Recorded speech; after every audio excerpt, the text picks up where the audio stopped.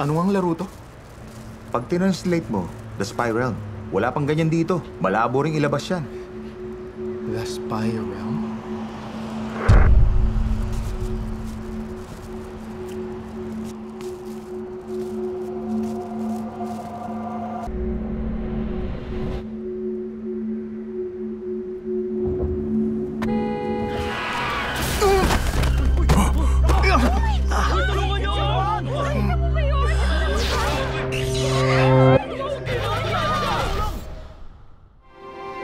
First time mo dito, di ba? Pagpasok mo ng laro, hindi ka makakalabas. Hanggat hindi mo natatapos ang laro.